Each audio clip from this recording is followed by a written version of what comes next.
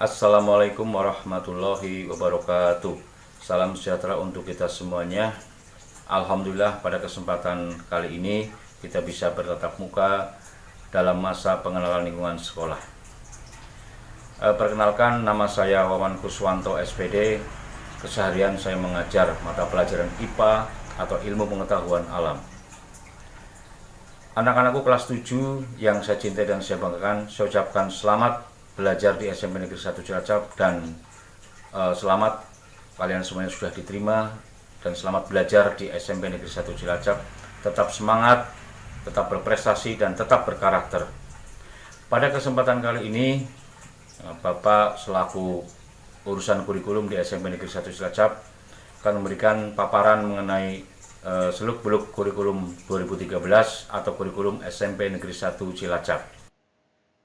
Berikut merupakan sekilas kurikulum SMP Negeri 1 Cilacap. Mohon maaf saya sampaikan dengan melalui video atau daring, dikarenakan keadaan saat ini masih pandemi COVID dan Cilacap masih berada dalam zona oranye. Hal ini bertujuan untuk keselamatan dan kesehatan lahir dan batin kita semuanya. Kurikulum ini dilaksanakan ketika pada masa normal atau tidak ada pandemi. Sehingga pada saat ini pandemi COVID itu akan menyesuaikan. Baik, kita mulai. SMP Negeri 1 Cilacap adalah merupakan sekolah piloting kurikulum 2013. Berarti merupakan sekolah yang paling tua dalam implementasi kurikulum 2013. Visi SMP Negeri 1 Cilacap, terwujudnya sumber daya manusia yang berkarakter, unggul dalam prestasi, terampil, dan berwawasan lingkungan. Nah, ini anak-anak kelas 7, silakan ini dihafalkan dan diimplementasikan atau dilaksanakan ya. Berikutnya adalah SMP Negeri 1 Cilacap merupakan sekolah adiwiyata. Ini alhamdulillah sudah sampai ke provinsi dan sedang maju ke tingkat nasional. Mudah-mudahan berkat restu kalian semuanya juga sekolah kita bisa menjadi sekolah adiwiyata nasional. Berikutnya, SMP Negeri 1 Cilacap merupakan sekolah piloting PPK atau penguatan pendidikan karakter. Ini adalah foto-foto yang Bapak ambil, yang juga merupakan salah satu atau beberapa yang merupakan kegiatan dalam rangka penguatan pendidikan karakter. Dan masih banyak lagi yang tidak termuat dalam video ini. SMP Negeri 1 Cilacap merupakan sekolah rujukan. Pada waktu itu mengapa dijadikan sekolah rujukan? Karena kita dalam perolehan nilai UNBK selalu tertinggi, kemudian kejuaraan-kejuaraan baik akademik dan non-akademik selalu kita peroleh. Ya, alhamdulillah ini kita selalu menjadi juara di kabupaten dan beberapa di provinsi, bahkan ada yang nasional. Kurikulum 2013 bertujuan untuk mempersiapkan manusia Indonesia agar memiliki kemampuan hidup sebagai pribadi dan warga negara yang beriman, produktif, kreatif, inovatif, dan efektif, serta mampu berkontribusi pada kehidupan bermasyarakat, berbangsa, bernegara, dan peradaban dunia. Ini adalah tujuan kurikulum 2013. Berikutnya, bagaimana sistem pembelajaran di kurikulum 2013? Sistem pembelajaran menggunakan metode atau pendekatan saintifik. Tentu saja ini dilakukan ketika tidak masa pandemi. Bagaimana pembelajaran dengan pendekatan saintifik? Kurikulum 2013 menggunakan pendekatan yang berpusat pada siswa. Nah, jadi kalian semuanya nanti dalam pembelajaran harus aktif ya, harus aktif dan jangan pasif. Mendorong dan mengutamakan aktivitas siswa untuk membangun pemahaman, pengetahuan, keterampilan, dan sikap spiritual dan sosial dalam diri siswa melalui mengamati, menanya, mengumpulkan informasi, mengasosiasi, mengkomunikasikan, bahkan sampai tingkat mencipta. Nah, jadi ada kegiatan yang dimaksud dengan 6M. Nah, 6M itu ini.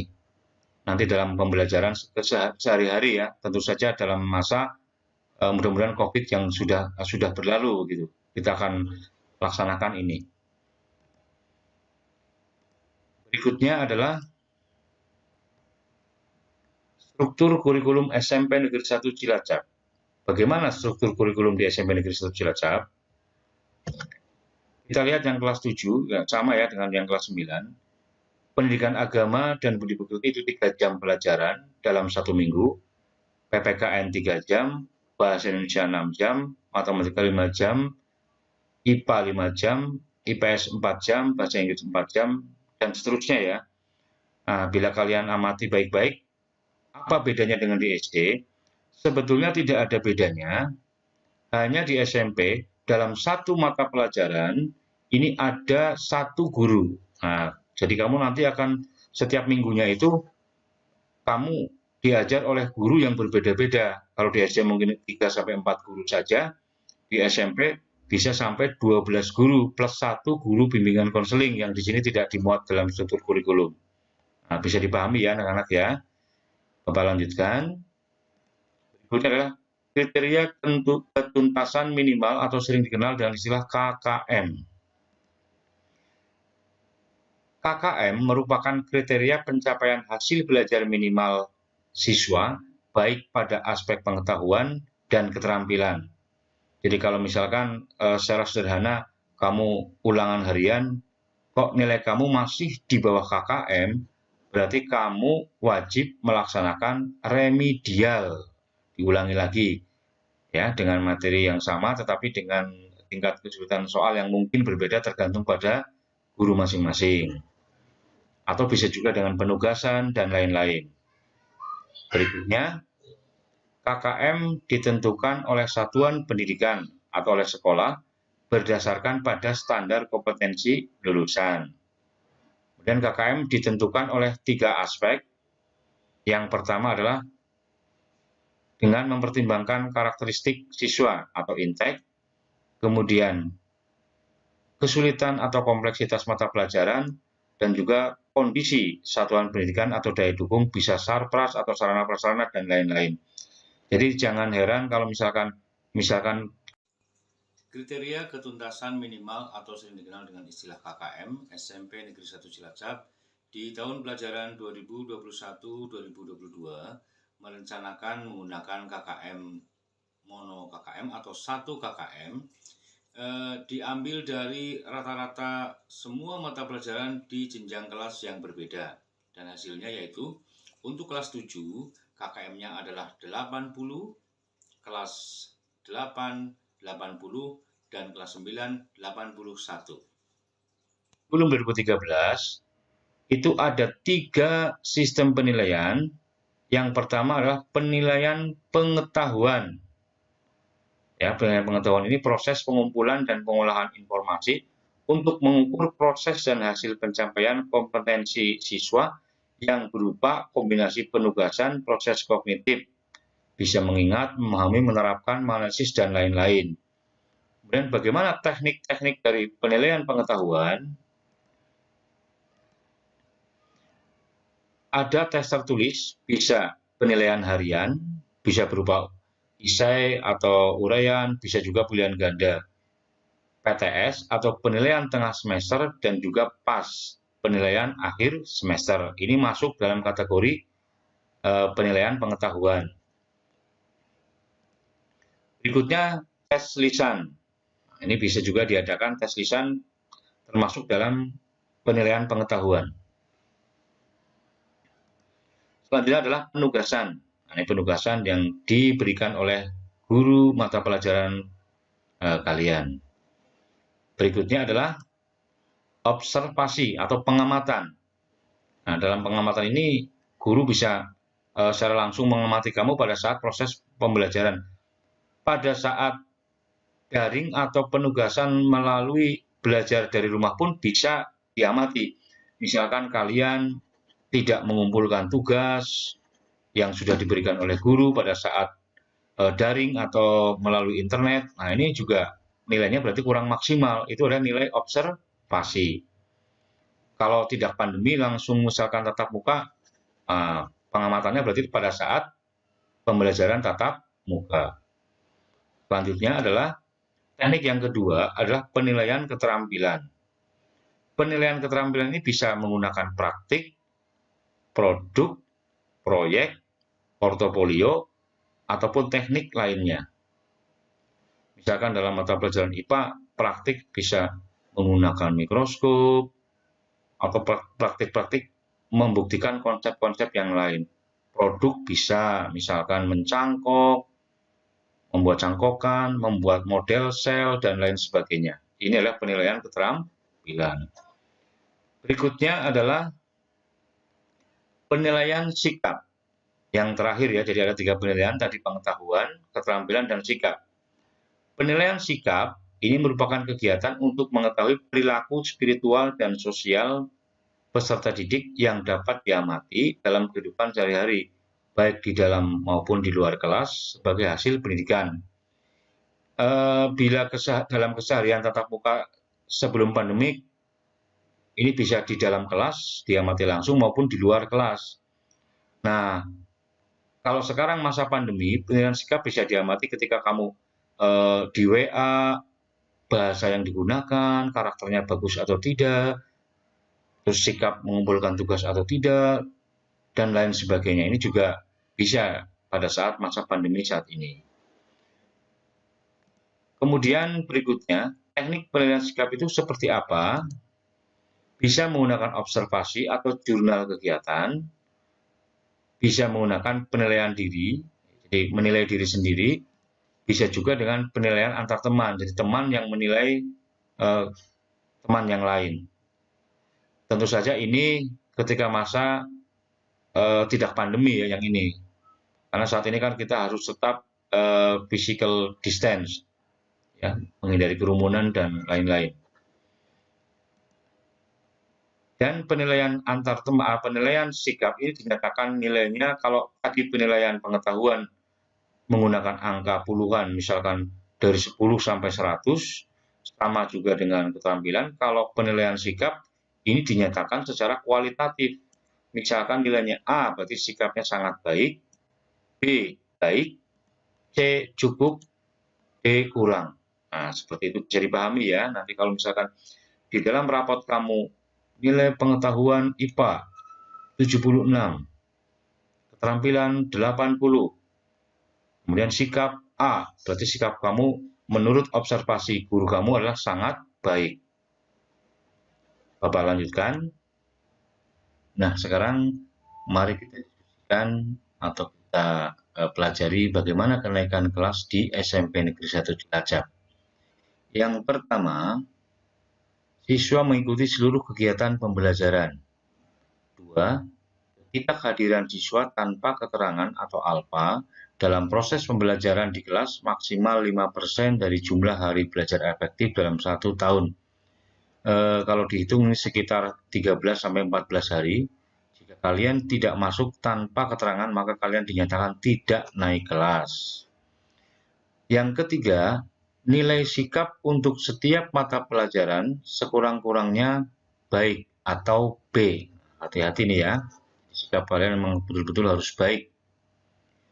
Tidak memiliki lebih dari 2 mata pelajaran yang masing-masing nilai kompetensi pengetahuan dan atau kompetensi keterampilannya berada di bawah KKM atau belum tuntas. Yang kelima, memiliki nilai ekstrakurikuler wajib minimal B. Dan yang terakhir, berdasarkan hasil rapat pleno Dewan Guru. Berikutnya, bagaimana pengolahan nilai rapot? Yang pertama, pengolahan nilai pengetahuan. Nilai rapot diperoleh dari 2 kali hasil penilaian harian. Penilaian harian ini terdiri dari nilai tugas dan ulangan, ditambah hasil penilaian tengah semester, ditambah hasil penilaian akhir semester dibagi 4. Ini menjadi nilai pengetahuan pada rapor. Berikutnya adalah nilai keterampilan. Nilai rapot pada nilai keterampilan adalah diperoleh dari nilai unjuk kerja atau bisa dikatakan praktik, nilai project, dan nilai portofolio dibagi 3. Kemudian untuk nilai sikap, penilaian sikap diperoleh dari guru agama, guru bimbingan konseling, dan PPKN yang didukung data dari guru mata pelajaran dan wali kelas. Ini nilai sikap. Berikutnya adalah pengembangan bakat dan minat atau dikenal dengan istilah ekstrakurikuler. Di SMP Negeri 1 Cilacap, ekstrakurikuler ini merupakan ekstrakurikuler yang paling banyak, berjumlah kurang lebih 21 bidang. Kegiatan ekstrakurikuler diselenggarakan dengan tujuan untuk mengembangkan potensi, bakat, minat, kemampuan, kepribadian, kerjasama, dan kemandirian siswa secara optimal dalam rangka mendukung pencapaian tujuan pendidikan nasional. Nanti di awal kalian akan diberi angket oleh bagian kesiswaan. Kalian mengisi yang jelas untuk ekstrakurikuler wajib, ini wajib diikuti oleh semua. Lalu ada ekstrakurikuler pilihan yang kamu pilih sesuai dengan minat dan bakat. Misalkan di SD pernah menjuarai olimpiade, ya kamu pilih yang sains, dan seterusnya. Kemudian bentuk kegiatannya, tadi sudah saya singgung di awal, ada ekstrakurikuler wajib, yaitu kepramukaan, kemudian pecinta alam, ini khusus untuk ekstra wajib untuk kelas leader kelas, dan ada ekstrakurikuler pilihan, dapat berbentuk olah bakat dan latihan olah minat. Di SMP Negeri 1 Cilacap antara lain saya tunjukkan sebagai berikut. Ekstrakurikuler pilihan. Yang pertama berbentuk riga, misalkan kepramukaan, latihan kepemimpinan atau baris berbaris, kemudian palang merah remaja atau PMR dan lainnya. Kemudian ada karya ilmiah, misalnya kegiatan ilmiah remaja atau KIR, kemudian ada pengembangan sains, IPS, dan lain sebagainya.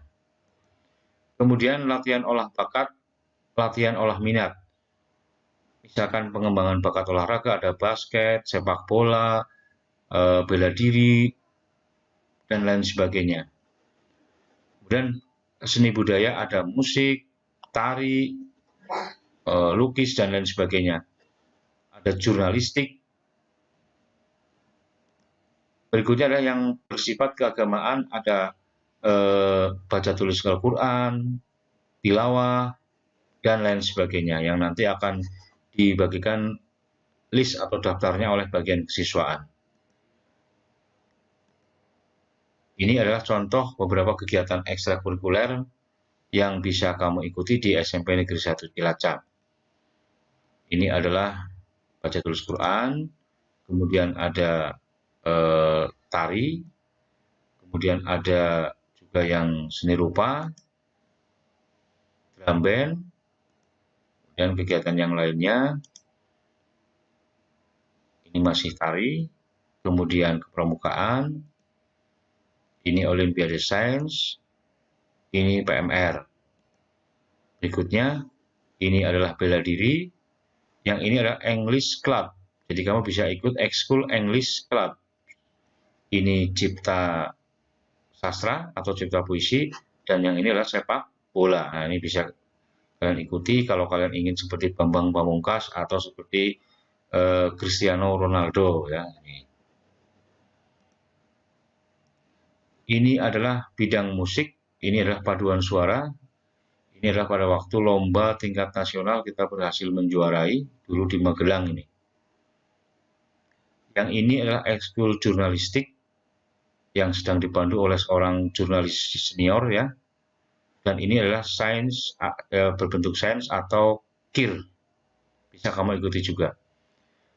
Demikian anak-anakku yang saya cintai dan saya banggakan, sekilas mengenai kurikulum dan bagaimana belajar di SMP. Mudah-mudahan kalian bisa menyesuaikan, tetap jaga kesehatan, tetap mematuhi protokol kesehatan, menggunakan masker, cuci tangan minimal 20 detik menggunakan sabun, sering berolahraga supaya tetap bugar, sehat, dan imun kita meningkat.